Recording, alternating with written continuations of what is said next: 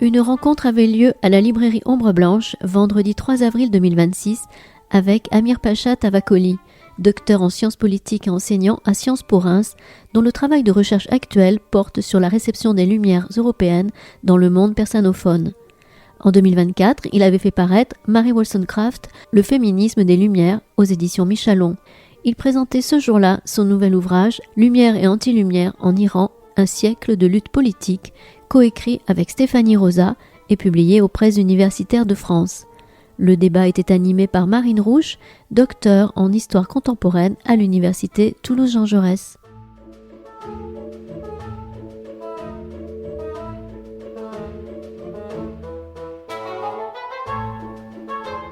Bonjour à toutes et à tous, merci d'être venus aussi nombreux et nombreuses à cette rencontre avec Amir Pacha Tavakoli qui nous fait le plaisir d'être venu jusqu'à nous à Toulouse.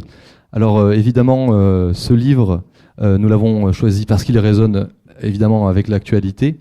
Le livre en question, Lumière et anti-lumière en Iran, un siècle de lutte politique qui vient de paraître aux Presses universitaires de France.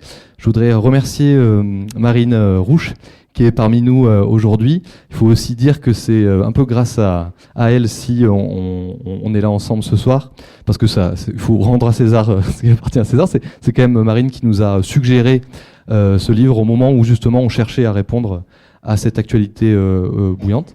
Et donc Marine Rouche, je vais la présenter en quelques mots, je la laisserai présenter Amir Pacha Tavakoli plus en détail par la suite. Marine Rouche est docteur en histoire contemporaine à l'université Toulouse Jean Jaurès. On va dire l'université du Mirail, c'est plus simple pour tout le monde. Et spécialiste de l'histoire du genre et des féminismes. Elle a notamment publié Chère Simone de Beauvoir, Vie et voix de femmes ordinaires chez Flammarion. C'était il y a 2 ans à peu près. C'est ça, il y a déjà 2 ans. Donc merci beaucoup Marine d'avoir accepté notre invitation. Merci beaucoup aussi à Amir Pacha. Un petit mot pour vous dire que la rencontre durera environ 1 heure. Et il y aura un temps d'échange, donc je passerai évidemment dans les travées pour reprendre vos questions. Voilà, bon, je vous laisse la parole. Merci beaucoup Marine. Merci beaucoup Amir. Bonjour tout le monde. Merci d'être là ce soir pour discuter avec Amir Pacha, parce qu'on est amis du coup. Pour les intimes, voilà. Bon, je vais vous le présenter. Amir Pacha Tavakoli, il est docteur en sciences politiques. Il enseigne à Sciences Po Reims et à l'Institut catholique de Lille, c'est ça. Il est spécialiste des Lumières européennes. En 2020, il a soutenu une thèse intitulée Le débat britannique sur la Révolution française de Burke à Bentham. Et en 2024, il a publié un ouvrage aux éditions Michalon intitulé Mary Wollstonecraft, Le féminisme des Lumières. Plus récemment, il a commencé à s'intéresser à la réception des Lumières européennes dans le monde persanophone. Et c'est l'objet du livre autour duquel nous allons échanger ce soir, qui a été coécrit avec Stéphanie Rosa, qui est chargée de recherche CNRS, qui est philosophe. Et ce livre-là s'intitule Lumière et anti-lumière en Iran, un siècle de lutte politique. Il a été publié il y a quelques semaines aux Presses universitaires de France. Alors il me semble important peut-être de commencer cette rencontre sur une pensée pour le peuple iranien. On en parlait tout à l'heure, actuellement sous les bombes israélo-américaines et sous le joug d'un régime théocratique violent. On va parler de tout ça. Et votre livre, il est sorti justement en plein cœur des événements. Il y a quelques mois, quelques semaines, mais ce ne sont pas ces événements qui ont motivé l'écriture du livre. Est-ce que tu pourrais revenir peut-être un petit peu, avant qu'on entre dans le détail du livre, sur sa genèse ? Bonjour à toutes et à tous. Merci beaucoup pour votre présence. Je remercie aussi la librairie de nous avoir donné l'occasion de pouvoir intervenir. Parler de l'Iran, c'est un peu compliqué parfois pour moi, avec ce qui se passe, comme tu viens de dire, entre la République islamique et les bombes. Ce n'est pas un sujet simple. Mais justement, on va pouvoir remonter un peu dans l'histoire. Ça me permet de parler d'autre chose. En fait, comme ça a été dit, j'ai travaillé sur les Lumières européennes, sur la circulation des idées en Europe. Et puis, au fur et à mesure, je me suis rendu compte qu'il y avait finalement très peu de choses en ce qui concernait la réception des Lumières en Iran. Et que, avec Stéphanie Rosa, on s'était rendu compte que finalement, ça aurait été intéressant de quitter un peu le continent européen pour aller voir où peut-on trouver l'influence et l'impact des Lumières. Et donc, on a décidé de travailler sur l'Iran. Et on s'était rendu compte que finalement, ce qui s'est passé en Iran est grandement, notamment à l'époque moderne, est grandement dans un rapport dialectique, dans une sorte de va-et-vient avec les mouvements politiques en Europe. Ce qui était surprenant parce que finalement, si on s'arrête à une vision orientaliste, on pourra se dire que les mécanismes politiques en Iran ne sont pas les mêmes qu'ici. Ce qui est vrai. L'Iran est un autre pays, une autre histoire. Ça n'a rien à voir finalement sur certains aspects avec ce qui se passe en Europe. Mais finalement, on a remarqué qu'il y avait beaucoup de communs. Et donc, on a décidé justement de voir cet impact, essayer de faire une étude généalogique sur cette réception. Et donc, on a commencé à travailler il y a 3-4 ans sur le sujet et il vient d'être publié, ça fait 2 semaines et demie, je crois. Merci. Puis on peut peut-être aussi développer un petit peu sur la méthodologie. En introduction, vous la présentez, vous dites mobiliser, je cite, un universalisme à la fois méthodologique, anthropologique et politique. Alors, ça fait pas partie des épistémologies que je mobilise de mon côté, alors je suis curieuse qu'on en parle ensemble. Dans un premier temps, peut-être, est-ce que tu peux nous expliquer ce que vous entendez par là ? Un universalisme méthodologique, anthropologique et politique, surtout en plus dans un contexte où, et vous le rappelez en introduction, où la notion d'universalisme, elle est décriée parce qu'elle charrie aussi tout un tas de logiques eurocentriques, c'est-à-dire de domination et d'impérialisme, comme l'ont montré de nombreuses études scientifiques. Est-ce que tu peux peut-être nous présenter votre méthodologie et ensuite on pourra vraiment entrer dans cette question des transferts intellectuels et circulation des idées que j'ai trouvé passionnante justement dans ce livre. Oui, et c'est vrai que aujourd'hui, il y a toute une critique de l'universalisme qui associe finalement l'universalisme à ce qui est l'hégémonie occidentale. Comme quoi l'Occident essaye d'imposer ses propres paradigmes d'émancipation, de liberté, d'égalité à d'autres pays du monde. Mais ça, c'est une vision qui simplifie et c'est une vision qui réduit d'une certaine manière la complexité de ce qui est la circulation des idées.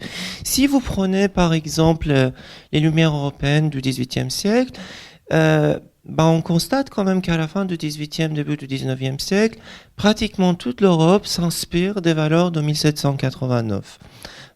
L'Italie, l'Allemagne, l'Espagne, etc. Mais si on va plus loin, si on va par exemple en Amérique du Sud, on constate quelqu'un comme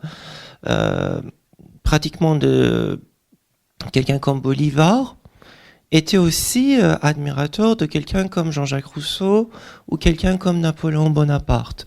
Donc dans cet élan pour la liberté, lui, il s'est inspiré réellement des valeurs de 1789.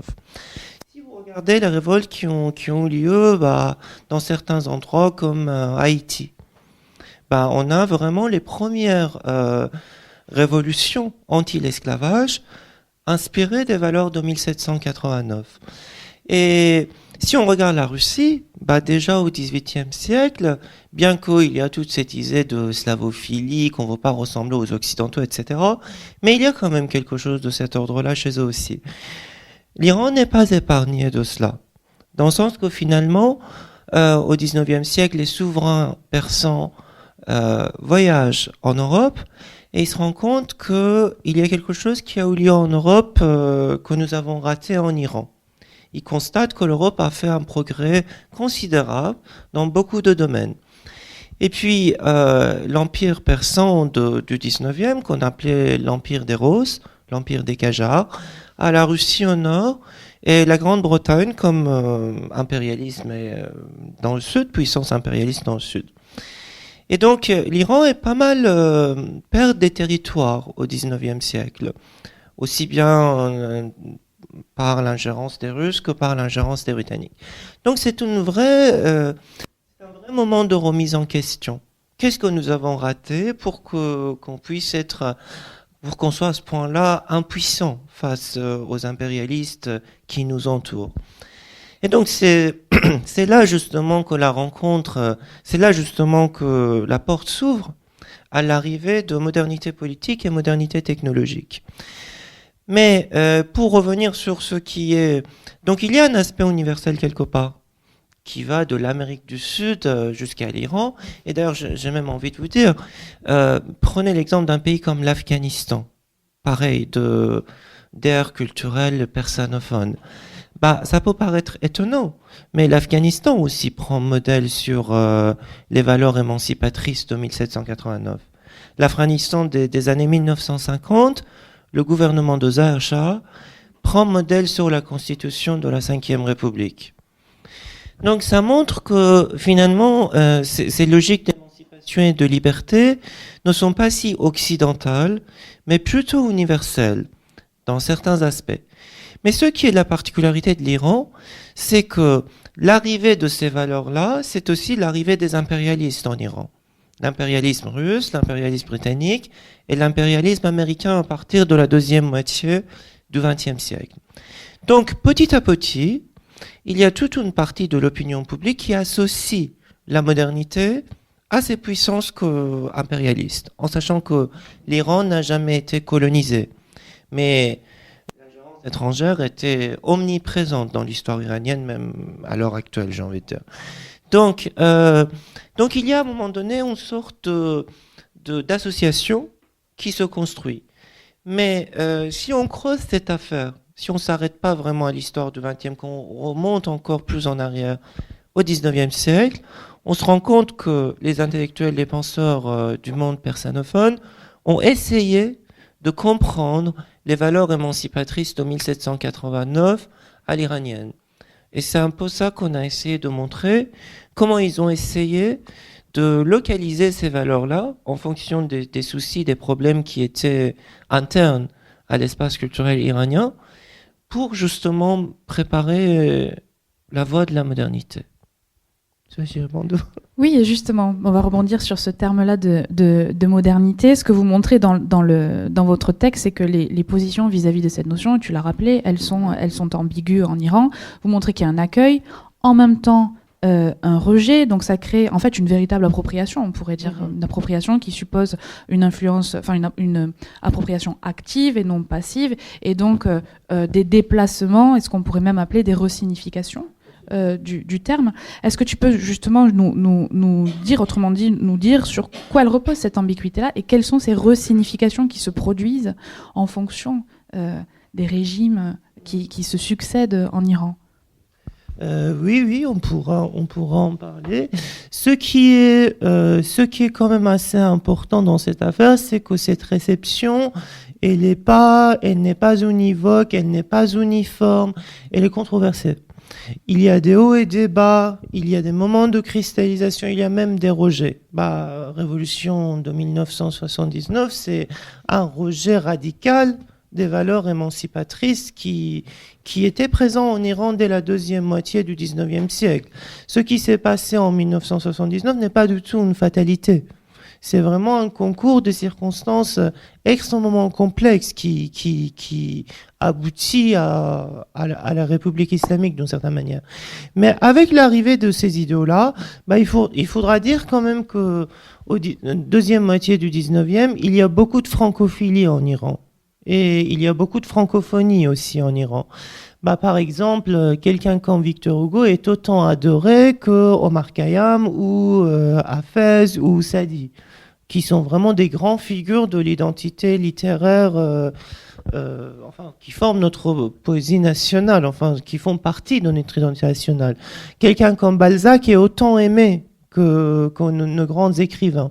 Donc il y a vraiment une francophilie, il y a vraiment une francophonie à la deuxième moitié du 19e. Mais c'est un phénomène élitiste ou minoritaire, il faut le rappeler. L'Iran de la deuxième moitié du 19e, peu de personnes savent lire, c'est un pays où il y a des fractures extrêmement importantes. Alors, avec la révolution constitutionnaliste, entre 1905 et 1911-12, il y a quelque chose qui change, dans le sens que finalement, il y a toute une partie de l'élite qui s'ouvre un peu, on va dire, à ce qui est les citoyens ordinaires, dans l'objectif de donner à ces valeurs émancipatrices une vision politique qui inclut tout le monde, que ce soit pas un privilège des gens éduqués. Et ce qui se passe, c'est que désormais, il y aura des acteurs très très variés en Iran, mais parmi les acteurs, il y aura aussi le clergé. Le clergé qui soutient la révolution constitutionnaliste au début du XXe, mais très peu, le clergé est crispé. Justement par quoi? Par l'égalité femmes-hommes, par le droit à l'éducation, par la liberté de conscience. Ce sont des éléments que les clergés ne peuvent pas approuver dans le nouveau code civil qui apparaît en Iran. Et donc, tout de suite, position du clergé, c'est une position de rejet. Dès le début du XXe siècle, au moins, ils sont transparents, on sait à qui on a affaire. En ce qui concerne les intellectuels iraniens, c'est beaucoup plus compliqué. Au début du XXe siècle, il y a un enthousiasme passionnel pour les valeurs qui est progressistes, qui sont en premier, ils le disent assez souvent, qui sont en premier des valeurs universelles et humanistes. Par ailleurs occidentales, mais en premier des valeurs universelles et humanistes. Donc il y a un enthousiasme qui est même étonnant d'une certaine manière. Mais encore une autre fois, l'impérialisme est aussi là. Donc ce qui se passe, c'est que par exemple le régime des Pahlavis, aussi bien le père que le fils, sont quand même des gens qui ont été mis au pouvoir par les puissances étrangères. Ça c'est une réalité. Le coup d'État, mais il y a un moment très important, et je termine là-dessus, c'est le coup d'État contre le gouvernement de Mossadegh en 1953. Qui est Mossadegh? Alors Mossadegh, on peut le comparer à Charles de Gaulle, on peut le comparer à Churchill, on peut le comparer à Patrice Lumumba, c'est une figure nationale, si vous voulez. Alors Mossadegh a plusieurs objectifs: nationaliser le pétrole, combattre la monarchie absolue, d'une certaine manière, la toute-puissance du roi, et mettre à sa place le clergé, en disant que vous vous occupez des affaires de l'esprit, ce qui est à César, et ce qui n'est pas à César n'est pas à César. Donc il a comme ça plusieurs objectifs assez compliqués. Ce qui se passe en 1953, c'est que CIA intervient en Iran justement pour renverser le gouvernement de Mossadegh. Après, de monarchie et clergé, je pense, ils s'en passent. Mais c'est surtout le pétrole qui les embête. Pourquoi? Parce que Mossadegh est venu au tribunal international de La Haye pour défendre la nationalisation du pétrole. Et il gagne cause. Donc les Britanniques sont obligés désormais d'avoir un échange équitable, juste, avec le pouvoir iranien sur le pétrole. Alors qu'à peu près, on pourra dire, c'était à peu près 80%, 20%. C'est-à-dire que tous les profits étaient de leur côté, si vous voulez. Et ça, c'est quelque chose que la Grande-Bretagne et les États-Unis ne peuvent pas tolérer. C'est un enjeu important. Donc, Mossadegh est renversé, et là, il y aura vraiment quelque chose, une sorte de rancune qui se forme. En disant que de toute façon, l'Occident est dans une approche hypocrite. L'Occident défend des valeurs progressistes, mais quand il s'agit de ses intérêts, il réagit autrement. Et là, c'est vraiment un moment de remise en question. Donc, dans les années 50, dans les années 60, dans les années 70, il y a une vraie critique de modernité occidentale et de l'Occident, en disant que finalement, tout ce qui nous vient des Occidentaux, au fond, ne peut pas être quelque chose qui vient pour notre intérêt. Et c'est ça, parce que ces intellectuels ne sont pas forcément pour le clergé, hein. Ils sont même laïcs pour un certain nombre d'entre eux. Mais leur critique, ça prépare le terrain pour le clergé. En fait, cette critique, finalement, c'est le clergé qui en tire des bénéfices, si vous voulez. Parce que le clergé propose une offre politique qui correspond à cela. Voilà. Merci beaucoup. Et c'est important, et on voit bien à quel point il est nécessaire d'avoir aussi une approche historique sur le temps long, parce que ça éclaire énormément de choses. Et c'est précisément dans le contexte dont tu viens de nous parler que naît, comme vous le décrivez, l'islam politique, donc en lien avec ces luttes internes, en lien avec la question impérialiste, et qui mène à la révolution de 1979, dont on reparlera peut-être tout à l'heure. Mais justement, est-ce que tu peux retracer la généalogie de cet islam politique qui remonte, comme vous le démontrez dans le livre, au début des années 20, 1928, si je ne me trompe pas plus précisément? Oui, en fait, c'est l'islam politique en Iran, c'est un produit importé. Hein. C'est pas les Iraniens qui l'ont inventé. Mais c'est vrai que les Iraniens, enfin, une partie des Iraniens ont une contribution majeure et significative à cette affaire. En fait, ça arrive via les frères musulmans en Égypte. Donc, la première traduction, c'est la traduction proposée par Khamenei, le précédent guide suprême qui est mort dans les frappes américaines. Bon, on va pleurer sa mort, hein, mais en tout cas, voilà. Donc c'est lui le traducteur. C'est lui le traducteur qui traduit, enfin qui fait entrer la réflexion islamiste en Iran. Après, sur sa réception est un phénomène très très compliqué parce que nous avons tout un courant intellectuel qui met l'accent sur deux choses: le retour à soi et combattre l'aliénation culturelle. C'est quoi le retour à soi? C'est dans les années 50, c'est dans les années 60.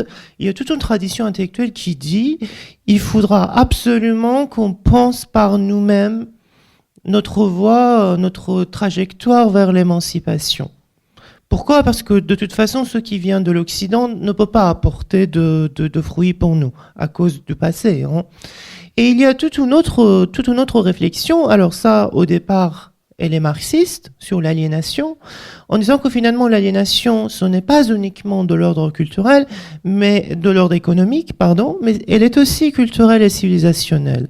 Donc comment ça se fait que la Perse, qui repose sur un héritage millénaire si riche et si puissant, n'est pas capable de penser sa trajectoire vers l'émancipation.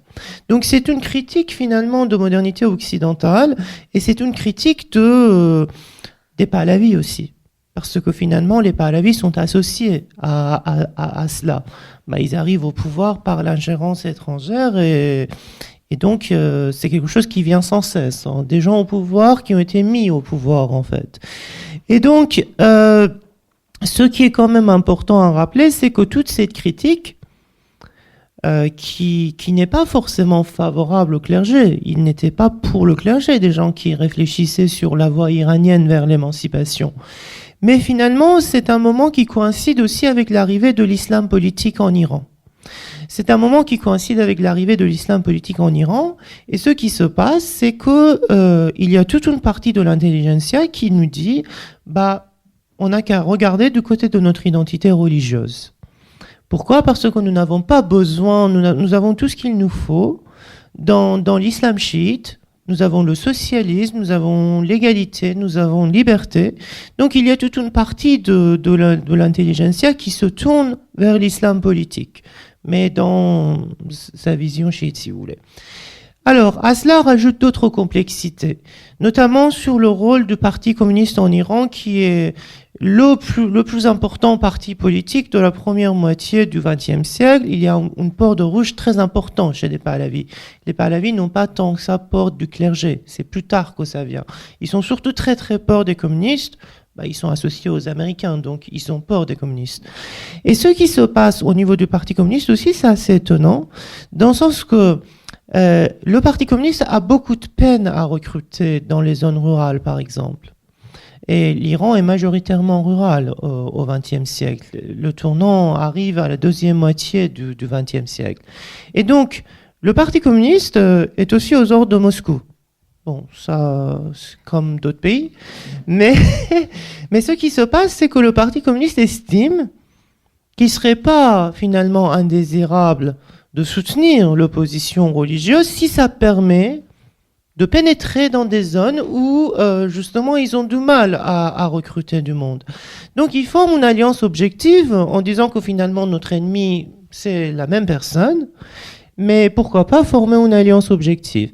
Et là-dessus ils se trompent terriblement parce que eux, ils pensent que après, il y aura une révolution socialiste démocratique qui aboutit à quelque chose favorable à leur doctrine, mais les choses ne se fonctionnent pas du tout comme ça, dans le sens que Khomeini au pouvoir, la première des mesures politiques en place, c'est justement la répression du Parti communiste. Donc ils sont partis ou ils sont morts.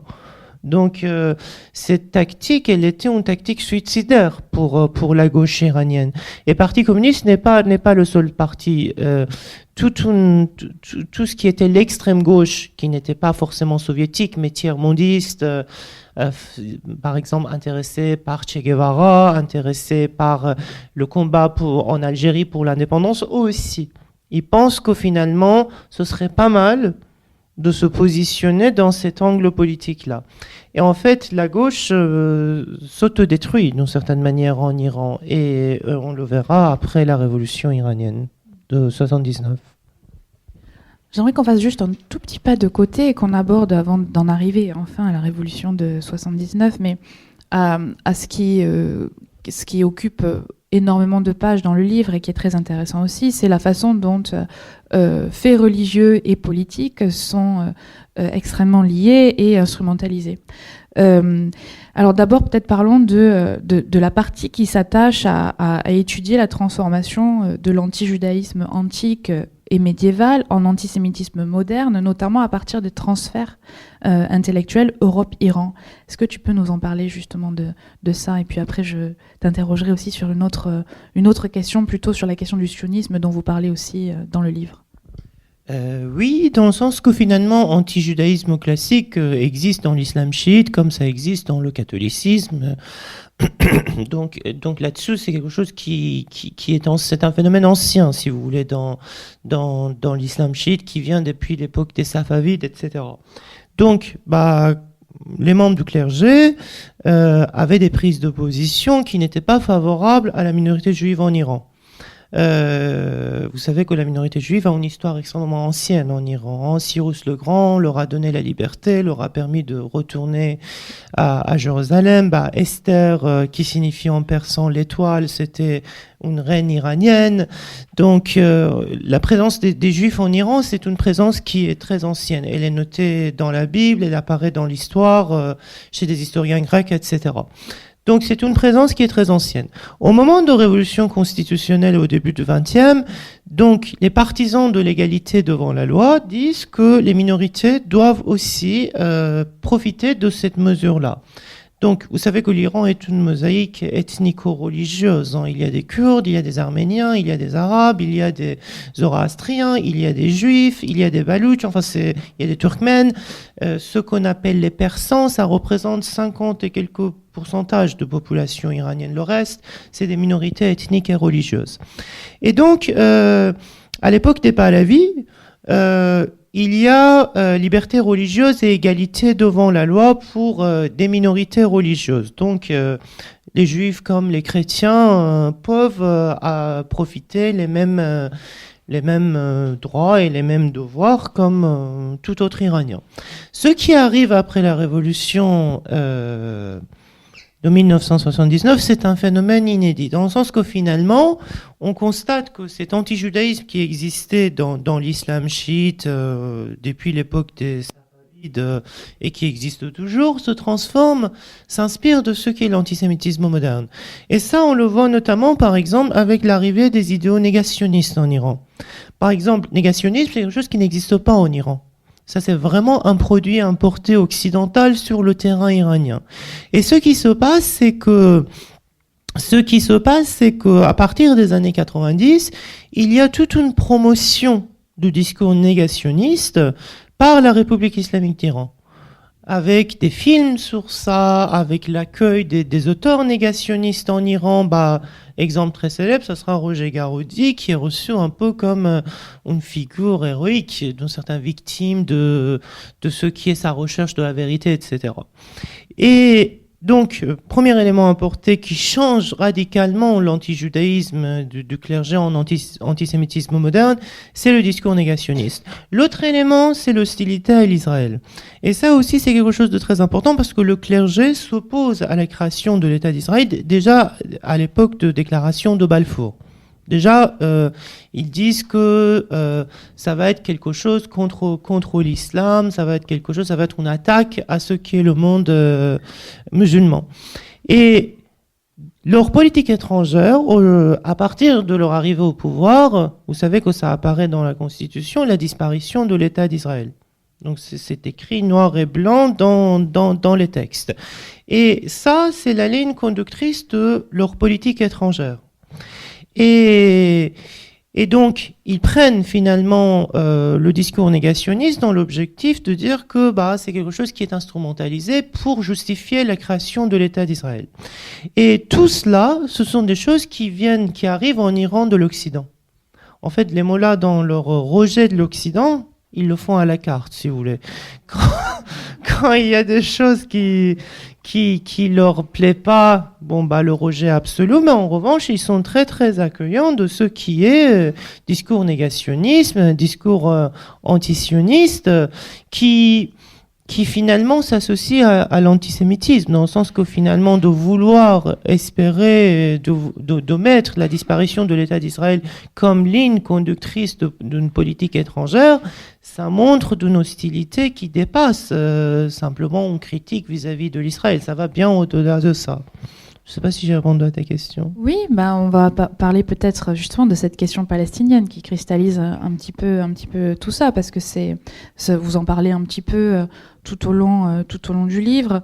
Vous étudiez la façon dont l'islam politique répond à cette question, à la situation en Palestine.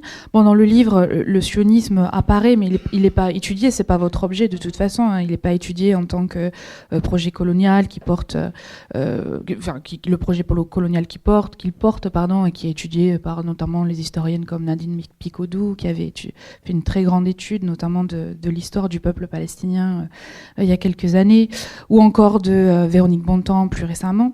Et en lisant, je me disais que si on considère le sionisme en tant qu'il repose aussi sur cette colonisation-là de peuplement d'une part, mais surtout d'autre part sur une conception de la nation qui vient superposer donc nation et religion, parce que c'est ce qui se produit là, peut-être que ça ajoute aussi à la compréhension des discours que vous étudiez, et ça permet à la fois de repérer deux choses, peut-être d'une part peut-être la confusion entre sionisme, antisionisme et antisémitisme qui est aussi produite dans les discours que vous étudiez. Et d'autre part, de rester nous vigilants en tant que chercheurs, chercheuses, à ne pas justement produire cette confusion-là. C'est compliqué. Comment vous vous êtes positionné par rapport à ça, justement ? Alors par rapport à ça, je crois que on a voulu regarder ça d'un point de vue iranien. Donc c'était très important pour nous de prendre en considération ce qui était la vie, l'opinion publique en Iran, en sachant que accéder à l'opinion publique en Iran n'est pas facile. On peut pas faire de sondage, d'enquête, etc. en Iran. Mais ce qu'on constate, par exemple, en Iran, qui est très intéressant, c'est qu'il n'y a pas, les Iraniens ont rejeté en bloc la politique étrangère de la République islamique. Pourquoi cela ? On regarde par exemple le taux de participation dans les dernières élections présidentielles en Iran.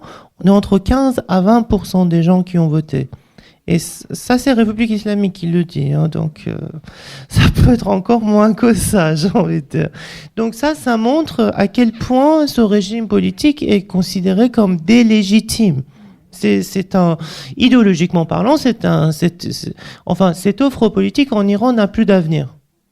Cette offre politique peut marcher ailleurs, si vous voulez, mais en Iran, elle est épuisée, elle est obsolète, et son projet n'a pas abouti. Après, quelque chose qui a été beaucoup scandé dans les différentes manifestations qu'on a traitées dans le livre, c'était le slogan « Ni Gaza, ni Liban, je donne ma vie pour l'Iran ». Pourquoi ni Gaza ni Liban, je donne ma vie pour l'Iran ?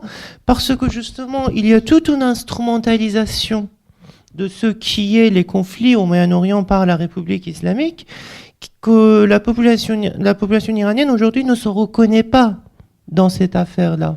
Dans le sens que finalement, on peut tout à fait, c'est tout à fait légitime de justement critiquer ce qui se passe aujourd'hui au Moyen-Orient, notamment en ce qui concerne le conflit israélo-palestinien, c'est une autre affaire, mais cela ne fait pas des Iraniens des sympathisants de ce qui est la propagande de la République islamique à ce sujet.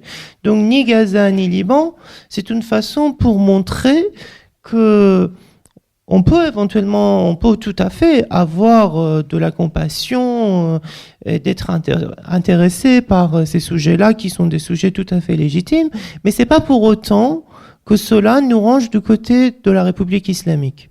Parce que la République islamique ne cherche pas à résoudre ce conflit. La République islamique ne cherche pas à proposer quelconque solution pour ce conflit. D'ailleurs, on l'a montré dans le livre, utilisation des termes comme solution finale pour en parler du conflit israélo-palestinien par le précédent guide suprême, ça montre que finalement il n'y a pas de voie de paix, si je puis dire, du côté de la République islamique. Donc ça nous a paru important de dire que aujourd'hui, vous l'avez remarqué, il y a une très grande inflation aujourd'hui en Iran et que la République islamique dépense des sommes d'argent faramineuses pour soutenir des organisations terroristes, les Iraniens ne veulent plus de ça. C'est pas ça qui les intéresse. Mais ça, c'est pas une façon pour se désolidariser de la cause palestinienne. Non, c'est pas ça. C'est simplement pour dire que la politique étrangère de la République islamique à ce niveau-là, non, on ne l'accepte pas. Et c'est la raison pour laquelle ni Gaza ni Liban, je donne ma vie pour l'Iran, est devenu l'un des slogans qu'on entend partout à chaque fois qu'il y a des mouvements de contestation. Vous écoutez Amir Pacha Tavakoli à la librairie Ombre Blanche, vendredi 3 avril 2026, autour de son ouvrage « Lumière et anti-lumière en Iran, un siècle de lutte politique », coécrit avec Stéphanie Rosa. Donc dans ces études des transferts intellectuels, des circulations des idées, ça vous permet, comme tu disais, de reconstituer des généalogies de pensée politique. Il y en a une qui est extrêmement intéressante, c'est celle, les passages où vous rapprochez finalement, où vous relevez les liens de filiation entre l'islam politique, donc fondamentalisme musulman, avec les extrêmes droites européennes. Et ça, c'est assez intéressant parce qu'on voit vraiment la familiarité de ces pensées-là. Est-ce que tu peux nous en parler un petit peu ? Notamment, il y a tout un travail que vous avez fait sur la réception du nazisme par l'islam politique. Oui, parce que finalement, le combat moderne, anti-moderne aussi a quelque chose d'universel, dans le sens que finalement, il y a la réception des valeurs progressistes en Iran, mais il y a aussi la réception des valeurs anti-progressistes en Iran. Donc, l'aspect universel est présent dans les deux camps, j'ai envie de dire. Et donc, quelqu'un qu'on a oublié, par exemple, qui était quelqu'un de très important dans l'histoire du nazisme, c'était Alexis Carrel. Alexis Carrel, c'est quelqu'un qui inspire justement les fondateurs de l'islam politique égyptien. Mais en ce qui concerne l'antisémitisme en Iran et la réception du nazisme, l'Iran est un monde un peu à part, j'ai envie de dire, dans le sens que finalement, l'appareil de la propagande nazie a beaucoup visé sur l'antisémitisme pour gagner des sympathisants dans le monde arabo-musulman. En Iran, ils constatent que c'est quelque chose qui ne marche pas. Et ça, on a essayé de le montrer, dans le sens que finalement, quand les nazis s'intéressent à l'Iran, déjà dans leur loi pseudo-scientifique, les Perses sont ariens, donc les Perses ne font pas partie, soi-disant, dans leur langage des races inférieures, dans ce langage abject, mais sont considérés comme justement des égaux avec les nazis. Et donc, il se rapproche à l'Iran avec cette propagande-là, si je puis dire. Et ce qui se passe, c'est que très tôt, il y a un tas de techniciens allemands qui s'installent en Iran dans les années de l'entre-deux-guerres pour moderniser l'Iran. Le premier Pahlavi était favorable à ça, qu'il fallait moderniser l'Iran. Donc tout de suite, il y a un nombre assez incroyable de techniciens allemands qui arrivent, et ça irrite aussi bien la Grande-Bretagne que l'Union soviétique. Et Reza Shah, le premier Pahlavi, pensait pouvoir se débarrasser des soviétiques et des anglais en faisant l'alliance avec les nazis. en disant qu'il voyait l'Allemagne nazie comme on l'appelait à l'époque, une troisième voie. Alors, les nazis aussi aimeraient profiter de cette affaire-là. L'Iran a des ressources, etc. Donc, c'est important d'être en bon terme avec l'Iran. Donc, eux, ils arrivent avec cette propagande antisémite, en pensant que ça va être comme le reste, si vous voulez, du monde arabo-musulman. Mais ils constatent que cela ne marche pas, pour plusieurs raisons, parce que déjà, depuis un certain temps, il existe une égalité juridique pour tout Iranien, pour des Iraniens depuis la révolution constitutionnelle du début du XXe. Donc cette question de chrétiens, juifs ou musulmans, non musulmans, c'est une question qui ne se pose plus à l'époque des Pahlavis. Et puis n'oublions pas qu'il y a un nombre assez incroyable d'alliances israélites universelles qui existent en Iran, des écoles modernes, si vous voulez. Et une partie de l'intelligentsia iranien est formée par les alliances israélites universelles. Ce sont des écoles qui s'ouvrent aussi bien aux populations juives qu'aux populations non juives, en fait. Donc, cette idée de l'antisémitisme des juifs comme un peuple, une nation dans une nation, etc., sont des idées qui ne prennent pas, si vous voulez, en Iran, à la différence du reste de ce qu'on appelle le monde arabo-musulman. Et donc ça, c'était quelque chose d'exceptionnel qu'on a voulu montrer, parce que finalement, c'est un nazisme sans antisémitisme. Donc comment ils essayent de gagner le terrain iranien? Ils mettent l'accent sur l'anticommunisme et sur le côté arianisme, si vous voulez. Dans le sens que finalement, nous sommes proches sur pas mal de choses. Et que l'Allemagne nazie combat aussi bien l'Union soviétique que la Grande-Bretagne, qui sont les problèmes, en termes de puissance impérialiste, sont les plus problématiques dans l'histoire du XXe siècle iranien. Donc pour Reza Shah, l'Allemagne nazie est une voie pour s'en débarrasser des soviétiques du nord et des britanniques dans le sud. Alors, ils se rendent compte, les soviétiques et les britanniques, que ça commence à aller trop loin. Donc, en 1941, l'Iran est envahi par les forces anglo-soviétiques et Reza Shah est envoyé en exil. Donc, il faut attendre les années 50 pour qu'un nouveau gouvernement se forme en Iran. Et dans ce temps, le nord de l'Iran est sous l'influence soviétique et le sud de l'Iran est sous contrôle britannique. Si j'ai répondu à ta question. Mais oui, très bien. D'accord. Merci beaucoup. Alors, bon, on a parlé un petit peu de la gauche tout à l'heure, et peut-être qu'on va y retourner en parlant de la révolution de 1979. D'abord, est-ce que tu pourrais nous présenter qui est ce Khomeini qui jouait d'une grande popularité en Iran, mais aussi en France, auprès de nombreux intellectuels, dont malheureusement Michel Foucault, à un moment, et notamment lorsqu'il est accueilli en France et qu'il donne énormément d'interviews et voilà. Alors, est-ce que tu peux justement nous expliquer? Ça me fait beaucoup penser, mais je ne sais pas si l'analogie est juste, mais aux travaux que Julie Pagis a fait sur cette notoriété là des grands chefs, des grands prophètes entre guillemets. Est-ce que tu peux nous en parler justement de ces intellectuels, de cette réception de l'islam politique par les intellectuels de gauche avant la révolution ouais. Alors, c'est vrai que Khomeini se fait connaître sur la scène politique dans les années 60. Il s'oppose à ce qu'est la Révolution blanche menée par le Shah d'Iran. C'est quoi la Révolution blanche? C'est une façon de combattre le féodalisme, favoriser l'accès à l'éducation, donner plus de ressources aux zones défavorisées, etc. Donc le Shah d'Iran, il dit dans les années 60, je me demande ce que la gauche peut me reprocher avec ces réformes-là. Et Khomeini se fait connaître en disant que finalement l'accès à l'éducation, ça va être un fléau social pour les femmes. Globalement, il estime que si les femmes peuvent voter ou peuvent aller à l'école, c'est qu'elles vont devenir prostituées. C'est un peu son idée, hein. C'est des choses qu'on a expliquées. Oui, c'est des choses qu'on a dit dans le livre. Donc c'est pour montrer l'état d'esprit de la personne. Bon.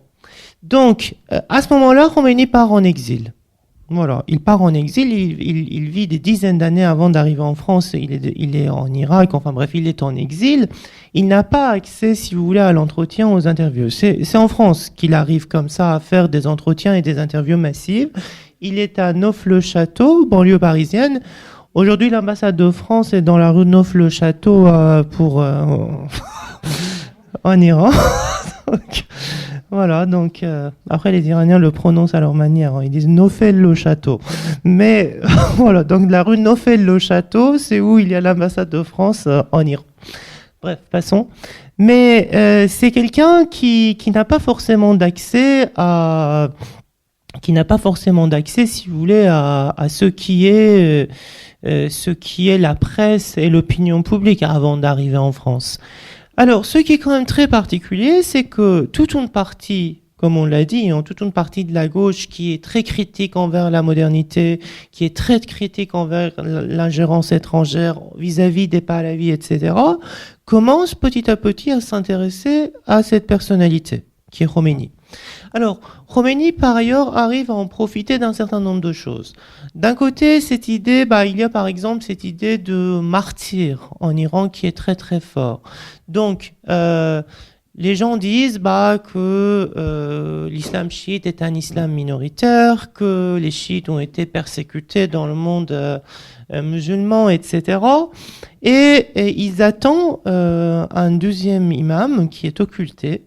Et donc beaucoup associent Khomeini à cette personne. On entend que le visage de Khomeini est sur la lune. Ça, c'est l'une des choses qu'on entendait beaucoup en Iran. Les gens de gauche, passons.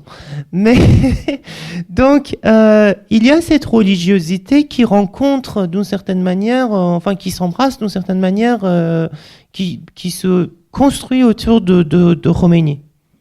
Alors que il fallait simplement lire les textes pour s'apercevoir à qui on avait affaire. Mais c'est sûr que à ce moment-là, personne ne savait ce que c'était une république islamique. Il y a toute une partie des gens qui ont soutenu Khomeini qui pensaient que Khomeini était un peu quelqu'un qui allait s'occuper de la vie de l'esprit, etc. Et d'ailleurs, il disait que sa vocation n'était pas politique. Il a bien joué son jeu, il a caché son jeu, mais c'est une autre affaire. En Occident, les enjeux ne sont pas tout à fait les mêmes. Dans le sens que, par exemple, si on prend quelqu'un comme Foucault, il regarde Khomeini comme une sorte de nouveau Gandhi.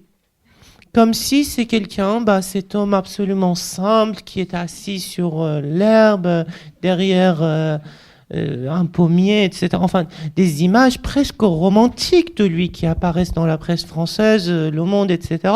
Donc il y a un tas de journalistes au BBC, de Voice of America, etc. qui viennent interroger Khomeini quand il arrive à Paris, quand il arrive en France. Et c'est de là, justement, que sa voix va devenir très, très populaire. Parce qu'en Iran aussi, les gens veulent savoir qu'est-ce qu'il a à dire, cet homme-là. Et ils mettent en place un jeu très, très sophistiqué. Il dit que les gens vont être libres, que vous avez la liberté de faire ce que vous voulez, que vous n'allez plus payer pour ceci et cela. Dans ses propos, il dit votre gaz, électricité, eau sera gratuit. Donc, il y a tout un accent socialisant qui est plus démagogique qu'autre chose, qu'on entend dans son discours, qui fascine certaines figures intellectuelles de la gauche. Une fois au pouvoir, la première mesure répressive, c'est le voile obligatoire. Donc la première grande manifestation post-révolutionnaire en Iran, c'est contre le voile obligatoire. Quelques mois juste après la victoire de la révolution, et l'une des premières personnes justement qui critique très ouvertement la République islamique, c'est Simone de Beauvoir. Elle est la première personne qui prend position contre le voile obligatoire en disant que si il y aura quelconque chose imposée aux femmes, ça va être la porte ouverte à d'autres discriminations. Et s'il y a une inégalité entre l'homme et la femme, cette révolution est déjà terminée. Elle va échouer dans sa promesse émancipatrice. Elle est assez exceptionnelle, Simone de Beauvoir, à ce niveau-là. Mais justement, pourquoi elle arrive à voir ce danger ? Parce qu'elle est une représentante du féminisme universaliste. On pense que finalement, c'était son universalisme qui lui permettait de voir le danger qu'il y avait dans cette mesure qui était le voile obligatoire pour les femmes. Et donc, elle est l'une des rares figures de la pensée du monde intellectuel occidental à condamner la révolution de 1979 très tôt, alors que d'autres étaient complètement fascinés. Par exemple, Michel Foucault, il est complètement fasciné par les fanatiques religieux. Il ne voit pas les gens de gauche, il ne voit pas le Parti communiste, parce qu'il y a un parti de gauche qui se dissocie de Khomeini aussi. Il y a un parti de gauche qui se rend compte qu'il y a quelque chose qui ne va pas chez cet homme. Donc il se dissocie. Mais Michel Foucault n'est pas du tout sensible à cela. Dans ses célèbres voyages, ce qui l'intéresse, c'est des gens qui crient martyrs, des gens qui pleurent le sang des martyrs. Il est très fasciné par martyrologie iranienne. Moi, j'ai toujours entendu toute ma vie que si nous vivons en Iran, c'est grâce au sang des martyrs. J'étais très étonné de voir que Michel Foucault aussi était émerveillé par cette sang des martyrs. Et donc, malheureusement, il ne voit pas toute la complexité du jeu politique en Iran. Il se passionne que pour la frange la plus réactionnaire. Oui. J'étais en train de réfléchir parce que je dirais pas que Simone de Beauvoir est une féministe universaliste, mais parce qu'il y a beaucoup de débats dans les études beauvoiriennes, mais on va pas parler de Simone de Beauvoir. Aujourd'hui, et c'est sur ça qu'on pourrait parler de ça, les mouvements qui refusent l'un ou l'autre camp, qui veulent donc mettre fin à ce régime théocratique sans pour autant accepter l'impérialisme ou les questions coloniales. Je pense à des groupes de gauche anti-impérialistes comme Roja actuellement. On en avait aussi parlé, notamment un groupe de la diaspora. Qu'en est-il de ce paysage de lutte politique actuelle là, vraiment, puisque alors ça sort un petit peu du livre, mais justement votre livre nous permet de réfléchir à ce paysage actuel là, de lutte, au répertoire d'actions, aux enjeux politiques, et à vraiment ces groupes-là qui souhaitent partir de ce qu'on appelle dans les médias le campisme. Oui, c'est une question difficile. J'aurais aimé avoir une boule de cristal pour voir l'avenir de l'Iran, mais malheureusement, je n'ai pas ça. Mais en fait, l'opposition en Iran, elle est très éclectique. Il y a une partie de l'opposition qui est représentée par quelqu'un que vous aviez sans doute vu à la télévision, le fils du Shah, qui a beaucoup de popularité, notamment chez des Iraniens qui vivent en diaspora, mais qui a aussi une certaine popularité en Iran. Il y a des sondages qui étudient les tweets, etc. venant de l'intérieur de l'Iran. On parle de à peu près 30% des voix qui sont favorables à lui. Alors, il prétend pas de devenir un nouveau Shah. Hein. C'est le programme, en tout cas, qu'il propose, ne dit pas cela. Il veut un peu jouer une sorte de transition démocratique, un peu à la manière du roi d'Espagne, etc. Vous voyez, après la fin de la dictature de Franco. Mais il n'est pas le seul représentant de l'opposition. Et c'est assez dommage qu'il soit mis au devant de la scène comme étant finalement la seule personne en mesure de mener l'opposition, parce que, comme tu viens de dire, il y a la gauche, il y a les forces kurdes qui ont combattu la République islamique et les Pahlavis, parce qu'ils ont quand même un long combat aussi contre les Pahlavis. N'oublions pas que la première République libre de Kurdistan apparaît en Iran, dans le Kurdistan d'Iran, avec le soutien de l'Union soviétique après la Seconde Guerre mondiale, et qu'ils sont réprimés par le régime des Pahlavis, justement, de manière très, très brutale et répressive. Donc il y a toute l'opposition kurde, mais aussi il y a toute une opposition de l'intérieur de l'Iran. Il y a des voix qui sont très très populaires, il y a des prisonniers politiques qui sont très très populaires, essentiellement des femmes d'ailleurs, qui n'ont pas qu'on n'en parle pas assez, je trouve, dans les médias ici. Ici, je trouve que le discours est grandement donné finalement à Pahlavi et des gens qui le soutiennent. En effet, il fait partie de l'opposition, mais il n'est pas le seul représentant de l'opposition. Il y a toute une opposition qui existe actuellement en Iran. Il y a un nombre assez incroyable de personnalités politiques, personnalités qui sont pas politiques, si vous voulez, mais qui sont en tout cas des prisonniers politiques aujourd'hui, qui ont beaucoup de popularité, qui ont tous pris la parole, qui ont tous soutenu les mouvements de manifestation, des mouvements de lutte, tout en disant que Pahlavi aussi fait partie. Mais il ne faut pas tout réduire non plus à Pahlavi. Après, ce qui est peut-être la force et la faiblesse de Pahlavi à la fois, c'est que c'est un homme que tout le monde connaît, C'est vrai, Pahlavi est un nom que tout le monde connaît, mais c'est aussi un nom qui est associé à un passé qui n'est pas tout à fait glorieux, si vous voulez. Donc c'est aussi sa faiblesse. Mais en réalité, il y a toute une résistance aussi qui existe en Iran, actuellement en Iran, des gens très très courageux qui prennent la parole, qui sont des prisonniers politiques, des femmes essentiellement, qui ont une très très grande popularité et qu'il ne faut pas non plus négliger. Et puis à part ça, il y a toute l'opposition kurde aussi qui est sur place. Mais une chose est certaine, et je termine là-dessus, c'est que la liberté du peuple iranien, ça doit venir d'eux-mêmes. Ce n'est pas les frappes américaines ou israéliennes qui vont apporter quoi que ce soit pour le peuple iranien. Ouais, je pense qu'on peut terminer sur ces mots. D'ailleurs, c'est sur ces mots que se termine votre livre, Vive la lutte du peuple iranien.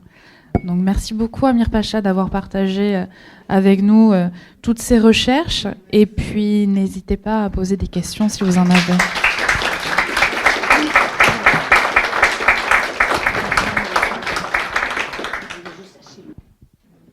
Merci beaucoup pour votre présentation et pour votre livre que je trouve indispensable dans la confusion dans laquelle nous régnons aujourd'hui. Je voudrais vous poser une question sur les femmes et sur leur place, à la fois dans les textes que vous avez étudiés. Est-ce que vous les voyez? Si oui, où? Qu'est-ce qu'elles ont écrit?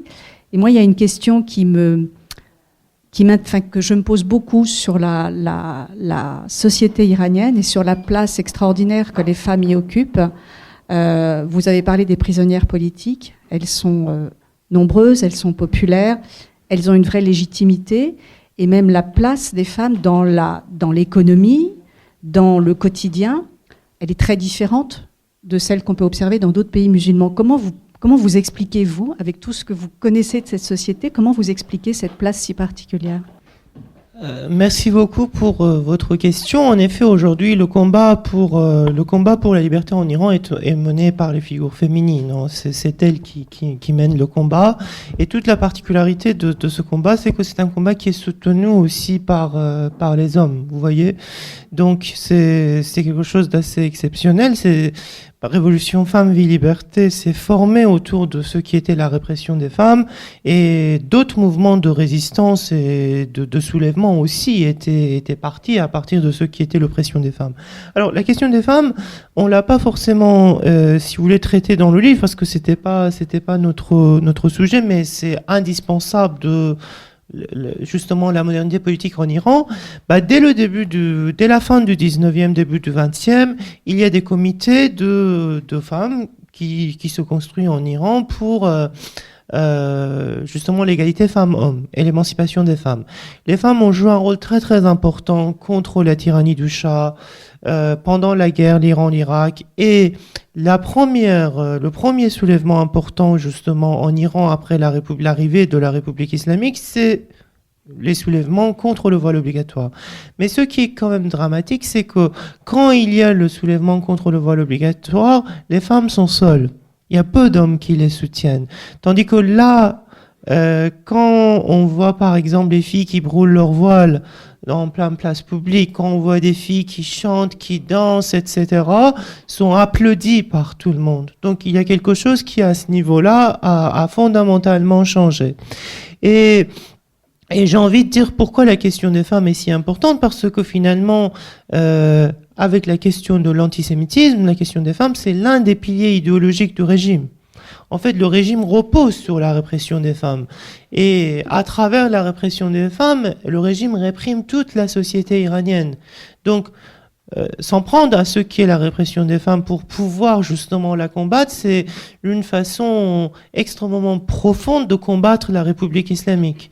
Donc, on ne peut pas dissocier finalement le combat des femmes de ce qui est le combat de la République islamique.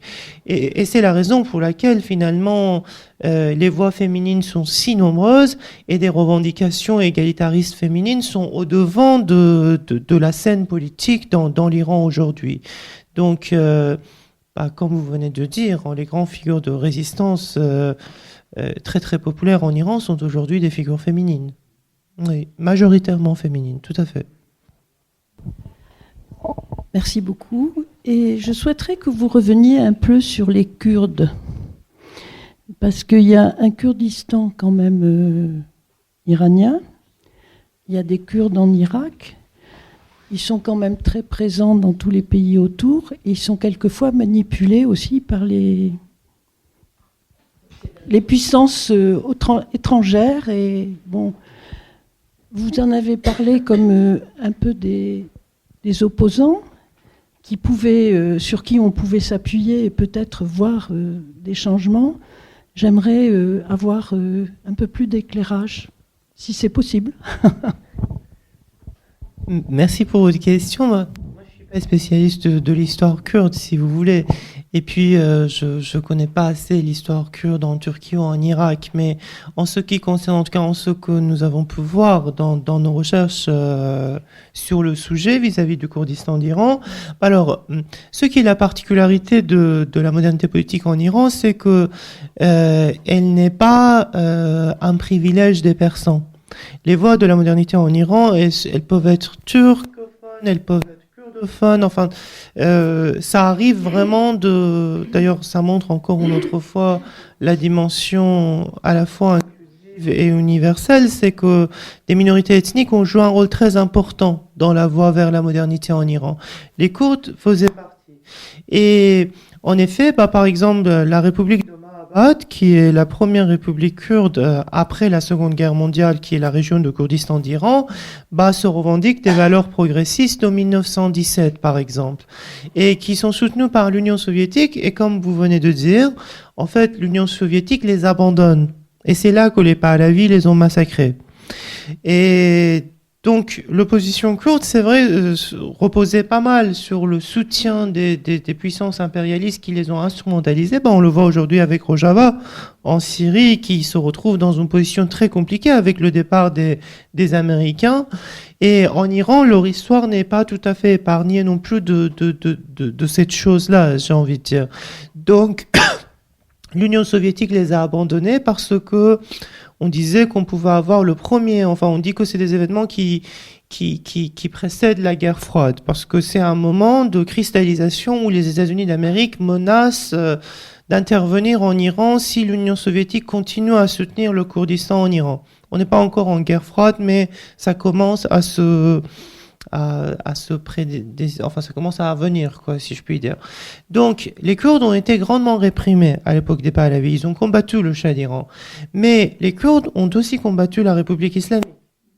Par exemple, quand la République islamique, elle s'est proclamée, vous savez qu'en 79, il n'y a pas de République islamique, ça arrive plus tard. Et les Kurdes faisaient partie des premiers qui ont dit, on n'accepte pas cela. Pourquoi ? Parce qu'il y a une élection qui a eu lieu en Iran, une élection qui disait République islamique, oui, non, manœuvrée par Khomeini. Et toute la gauche avait fait l'appel à boycott, en disant que c'est pas comme ça qu'on fait une élection. Il faut proposer des régimes politiques, mais pas République islamique, oui, non. Kurdistan l'a boycotté aussi, en disant que ça n'a aucun sens de prendre affaire dans cette histoire. Mais il y a eu une répression terrible au Kurdistan d'Iran dans les années 1980, où vraiment les fanatiques ont réprimé les Kurdes de manière extrêmement brutale. Et Kurdistan aujourd'hui en Iran reste une zone pauvre, grandement surveillée, avec une forte présence militaire, parce que justement, ils ont peur de cette région de l'Iran, d'une certaine manière. Mais ils ont une histoire, en effet, qui est une histoire sophistiquée, une histoire qui n'est pas simple. Et aujourd'hui, en Iran, en tout cas, les voix iraniennes qu'on entend du Kurdistan, ils soutiennent le combat du peuple iranien pour la liberté. Et je pense que vous vous rappelez de Mahsa Jina Amini, la jeune fille, voilà. Donc, absolument, elle était kurde d'Iran, mais son père a récemment dit que ma fille est la fille d'Iran, pour dire que finalement, ce qui est arrivé à sa fille n'est pas séparé de ce qui est le combat du peuple iranien, parce que ce qui est arrivé à sa fille, elle aurait pu arriver à n'importe quelle autre fille d'autre. la malchance a fait qu'elle était au mauvais moment, à un mauvais endroit, si vous voulez. Mais en tout cas, son père a fait une déclaration récemment en disant que sa fille, c'est la fille d'Iran. Voilà.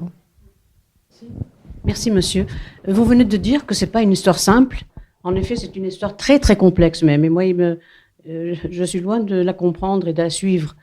Vous venez de dire que la République islamique n'a pas commencé avec l'avènement de Khomeini. Ça, c'est une information nouvelle pour moi. Khomeini est arrivé en Iran en 1979.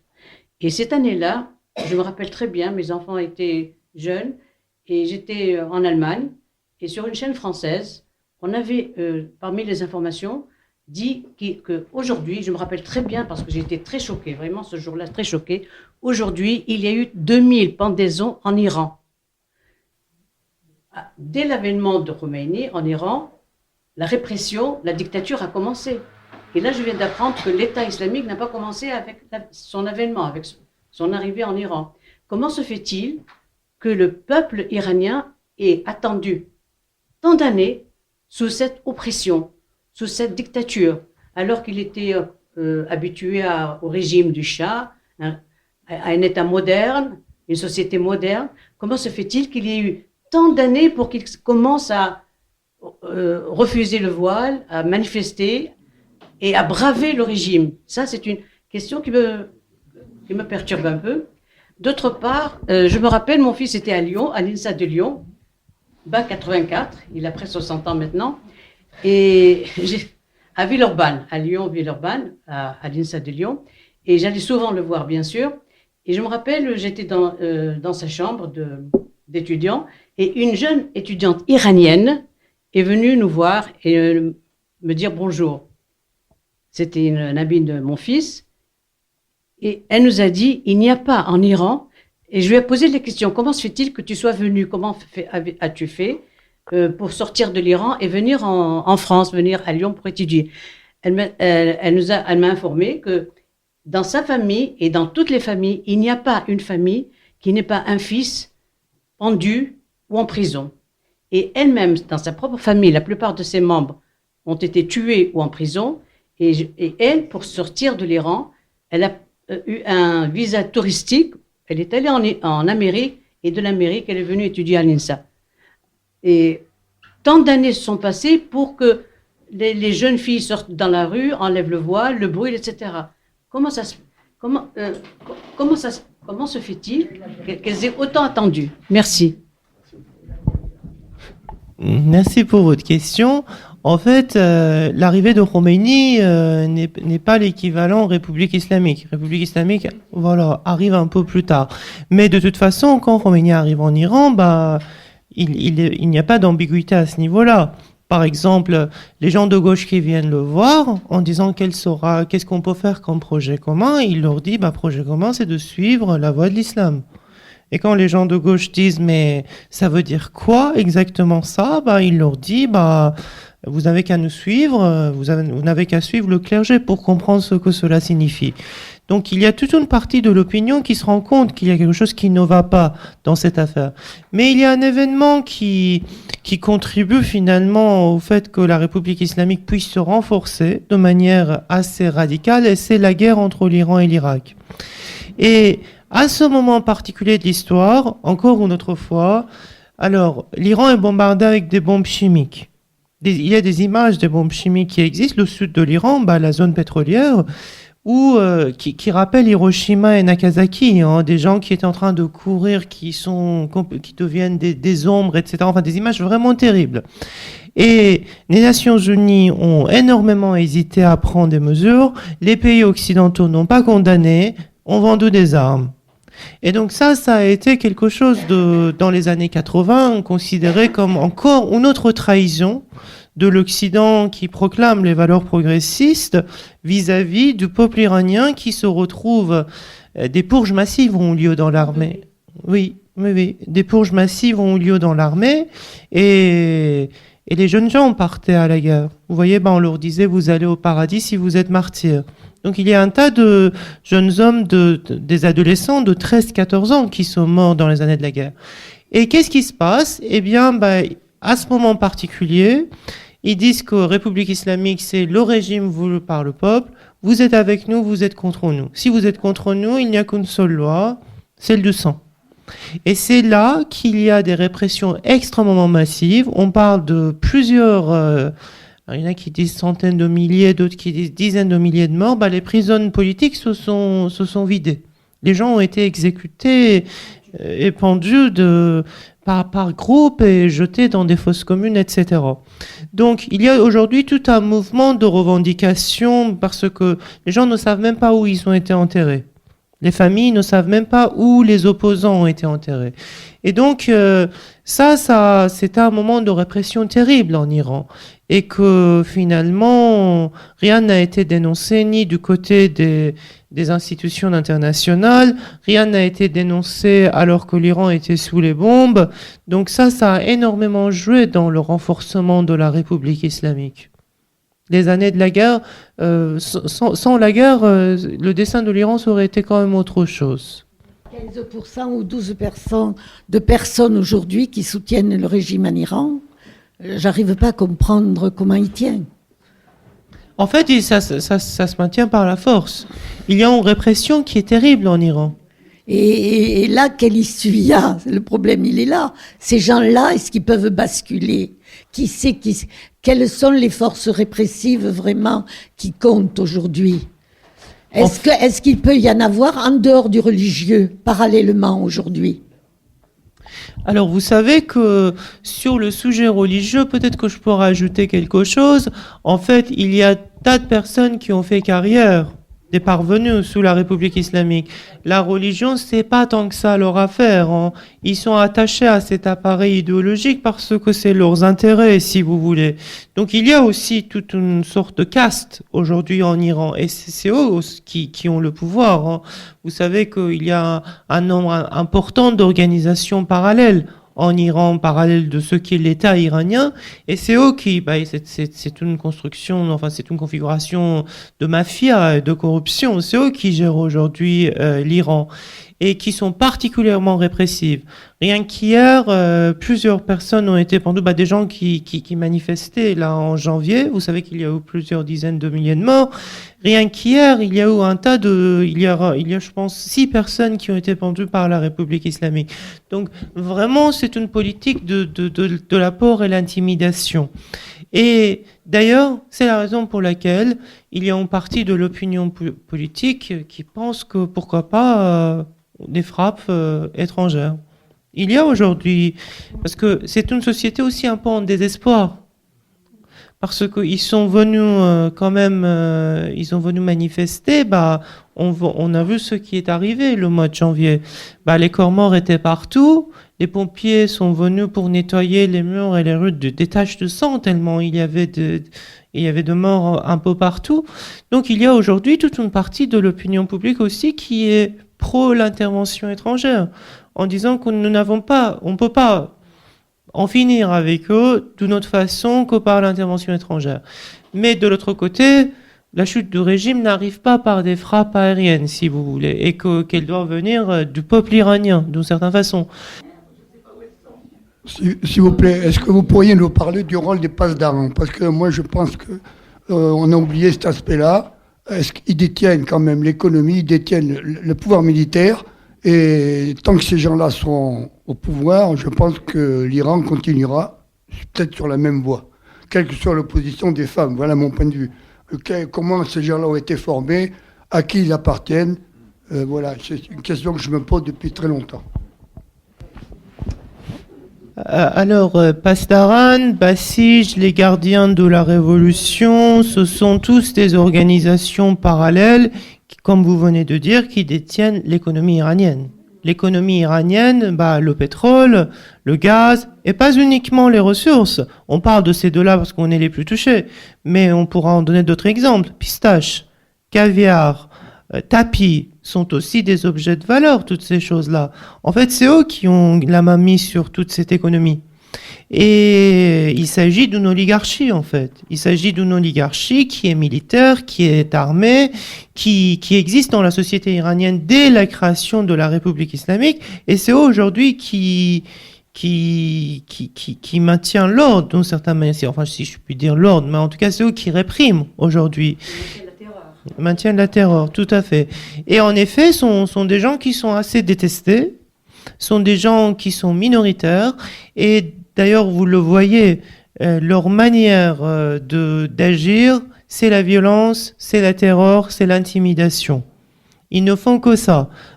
Les gens qui sont pendus là dans les jours passés, c'est une façon pour montrer à la société civile iranienne qu'on vous a pas oublié. Ne pensez pas qu'on vous laisse. Alors là, par exemple, il y a 2 jours, il y a une loi qui est sortie en disant si vous venez sur votre balcon, imaginons pour fumer une cigarette, si vous en prenez une balle dans la tête, ne soyez pas étonnés. Tout geste problématique peut être en effet, ils ont donné le feu vert pour qu'ils tirent sur des gens. Donc en effet, c'est une structure criminelle. C'est une structure criminelle corrompue, et c'est eux aujourd'hui qui ont la main mise sur politique et l'économie iranienne. Et c'est eux qui répriment les opposants. Mais en même temps, j'ai envie de dire, un régime qui repose sur un tel niveau d'oppression, justement, c'est un régime qui ne peut pas durer. Parce que c'est un régime qui est en pleine délégitimité d'une certaine manière. Dans quelles circonstances, dans combien de temps, je ne sais pas. Mais en tout cas, c'est un régime qui est totalement dépassé. Parce que ils vont si loin dans l'abject et la répression parce qu'ils n'ont pas d'autre voie justement pour prouver leur existence. Et c'est aussi leur faiblesse en même temps, j'ai envie de dire. Mais comme disait Arendt, dans les dictatures, on ne sait même pas avant les 30 dernières minutes que ça va tomber. Espérons que la même chose puisse arriver aussi à la République islamique. Est-ce qu'on peut faire le parallèle, avec le régime des talibans en Afghanistan? Parce que tout ce que vous dites, je connais assez bien l'Afghanistan, on retrouve exactement les mêmes façons d'agir, les mêmes rouages, c'est la même chose. Je ne sais pas, est-ce que c'est la même chose? Oui, c'est une bonne question. C'est une bonne question. Je pense qu'idéologiquement parlant, c'est très très proche. Sauf qu'en Iran, il y a un appareil d'État, il y a une tradition politique beaucoup plus importante qu'en Afghanistan. Il y a aussi toute une modernité technologique. N'oublions pas que les mollahs n'ont jamais été défavorables à la modernité technologique. Ils n'aimaient pas la modernité politique, surtout. Bombe atomique, ils ont essayé par tous les moyens de l'avoir, alors que personne ne voulait qu'ils puissent devenir une puissance atomique, si vous voulez. Donc les mollahs ne sont pas défavorables à la modernité technologique. Après, une très grande différence entre la société iranienne, c'est sa résistance aussi. Dans le sens que la société iranienne a montré une très grande preuve de résistance dès les années 80 vis-à-vis de cela, qui est assez, sans vouloir donner quelconque singularité, mais c'est un phénomène assez inédit quand on voit comment... Parce que finalement, aujourd'hui, les valeurs, par exemple, les valeurs que la société iranienne revendique sont les nôtres. Laïcité, l'égalité femmes-hommes, liberté de conscience, sont, à ce niveau-là, ils sont très proches de nous, j'ai envie de dire. Bon, très bien, je pense qu'on peut applaudir Amir Pacha Tavakoli. Merci.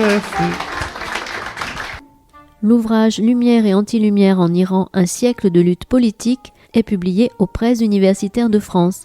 Vous avez pu écouter son co-auteur Amir Pacha Tavakoli lors de sa venue à la librairie Ombre Blanche, vendredi 3 avril 2026. Réalisation et mise en onde de la rencontre Radio avec Radio Plus et Radio Terre.